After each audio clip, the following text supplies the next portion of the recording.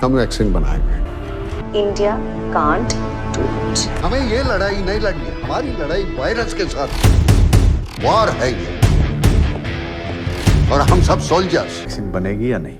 Sir बहुत जल्दी बनेगी, सबसे पहले बनेगी और सबसे ज्यादा सुरक्षित बनेगी। भारत की एकमात्र इंडिजिनस वैक्सीन, भारत की अपनी वैक्सीन।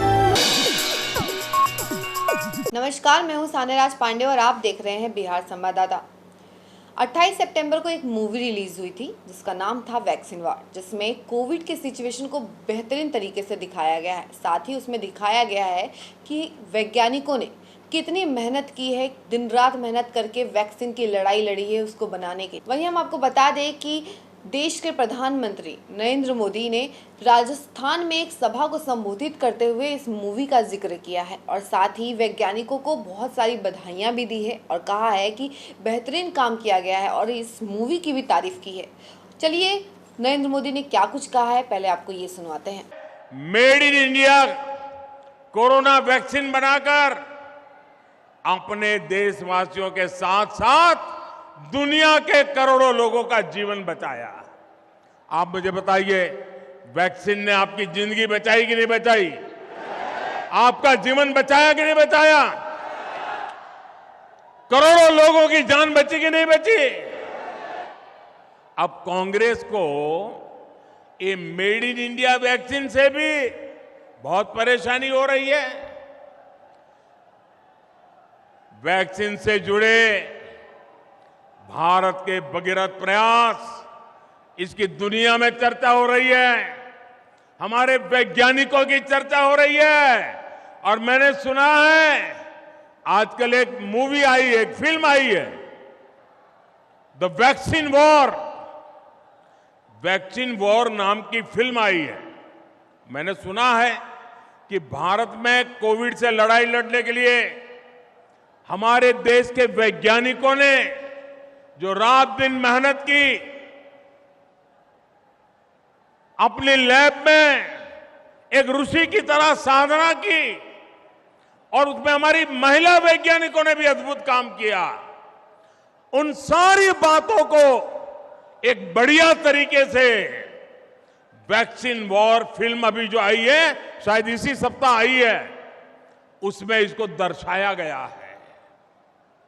हर भारतीय को वो फिल्म देखने के बाद गर्व हो रहा है कि हमारे वैज्ञानिक ऐसा ऐसा काम किए हैं। चंद्रयान जाता है, वैज्ञानिक के लिए गौरव बढ़ता है। वैक्सीन बनती है, वैज्ञानिक के लिए गर्व बनता है। और देश की युवा पीढ़ी वैज्ञानिकों के काम को समझना चाहते हैं। मैं इस फिल्म बनाने वालों को भी बधाई देता हूं कि आपने वैक्सीन वॉर फिल्म बना करके देश के वैज्ञानिकों को और विज्ञान को महत्व दिया। आने वाली पीढ़ी को ये बहुत काम आने वाला है। मेरे परिवारजनों, कांग्रेस ने उसे न देश के वैज्ञानिकों की और न ही देश के जवानों की, या न तो किसी किसान की, उसे कोई लेना देना ही नहीं है। कुर्सी के सिवा उसको कुछ दिखता ही नहीं है। तो आपने सुना कि नरेंद्र मोदी ने क्या कुछ कहा है और साथ ही इसके अलावा उन्होंने लाल डायरी का भी जिक्र किया है। सभा को संबोधित करते हुए उन्होंने कहा है कि एक लाल डायरी है जिसमें कांग्रेस की सारी काली करतूतें मेंशन्ड है। साथ ही उन्होंने बोला है कि जितना करप्शन कांग्रेस करता है वो सब उस लाल डायरी में कैद है। अगर राजस्थान की जनता चाहती है कि कांग्रेस की सारी काली करतूतें बाहर आ जाए, सामने आ जाए सबके, तो इसके लिए राजस्थान में बीजेपी की सरकार आना बहुत जरूरी है। चलिए आपको सुनाते हैं कि नरेंद्र मोदी ने क्या कुछ कहा है। सुना है, माताओं बहनों ने भी सुना है, उधर बच्चियों ने भी सुना है। लोग कहते हैं कि लाल डायरी में कांग्रेस के करप्शन की हर काली करतूत उसमें है। आप मुझे बताइए, इस लाल डायरी के काले राज, सुनिए, इस लाल डायरी के काले राज खुलने चाहिए कि नहीं खुलने चाहिए?